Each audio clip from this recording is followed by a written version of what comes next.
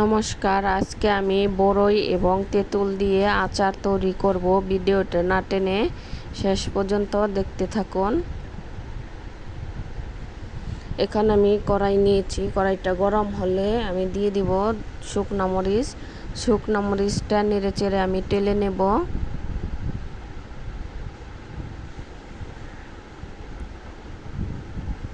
শুকনো মরিচটা আমার ভালোভাবে টালা হয়ে গেছে, এখন উঠিয়ে নেব। এখন দিয়ে দেব পাঁচফোড়ন। পাঁচফোড়নটাও আমি ভেজে নেব। ভাজা হয়ে গেছে, এখন দিয়ে দিব গোটা ধনিয়া। উঠিয়ে নিয়েছি, এগুলো আমি শিলনোড়ায় বেটে নেব। এদিকে আমি নিয়েছি পাকা শুকনো বড়ই, পানি দিয়ে ভালো করে ধুয়ে নিয়েছি।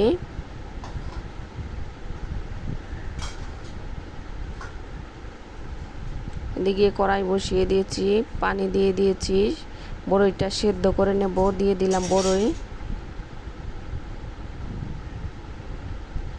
এদিকে আমি তেঁতুলটা পানি দিয়ে গুলে রেখেছি। এদিকে আমি পাঁচফোড়ন আর পাকা শুকনো মরিচ বেটে নিয়েছিলাম।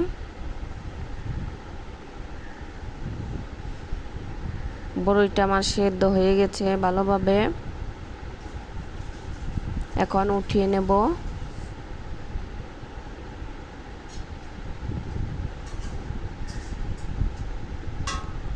উঠিয়ে নিয়েছি। এদিকে কড়াই বসিয়ে দিয়েছি। কড়াইটা গরম হলে দিয়ে দিব সরিষার তেল। সরিষার তেল গরম হলে দিয়ে দিব একটা শুকনো মরিচ মাঝখানে ছিঁড়ে দিয়েছি।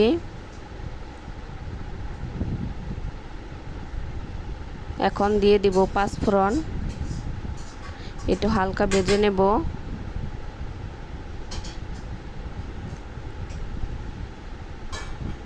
হালকা ভাজা হয়ে গেলে দিয়ে দিব বড়ই।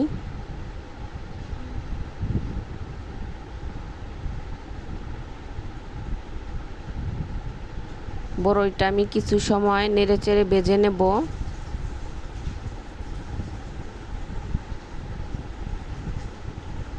চুলার আঁচ মিডিয়ামে রেখে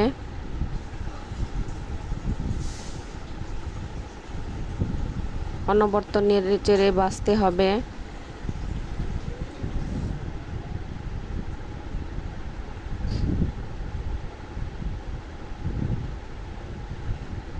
বড়ইটা ভাজা হয়ে গেলে দিয়ে দিব তেঁতুল।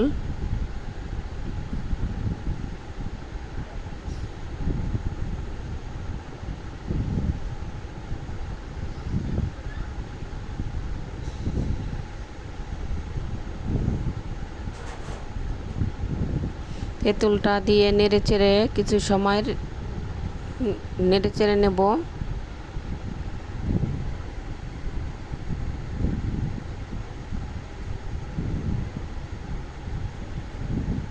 কিছু সময় নেড়ে চেড়ে নিয়েছি, এখন দিয়ে দিব লবণ।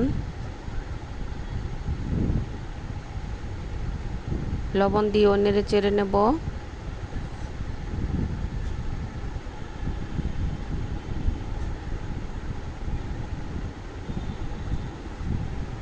এখন দিয়ে দিব পরিমাণ মতো চিনি। চিনি দিয়ে নেড়ে চেড়ে নেব। চুলার আঁচ লোতে রেখে বড়ইর আচারটি তৈরি করব। এখন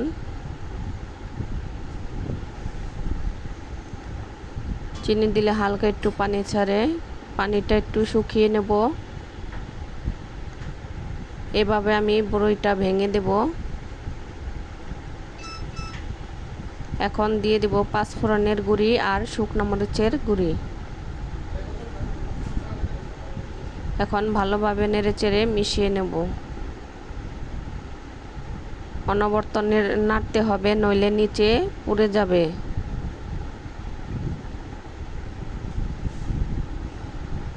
এখন দিয়ে দেব অল্প একটু ভিনেগার, যাতে আচারটা বেশি দিন থাকে। চুলার আঁচ কমিয়ে রাখতে হবে, নইলে নিচে পুড়ে যাবে আর অনবরত নাড়তে হবে।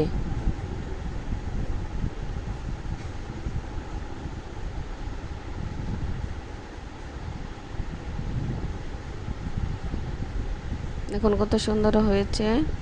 এখন উঠিয়ে নেব।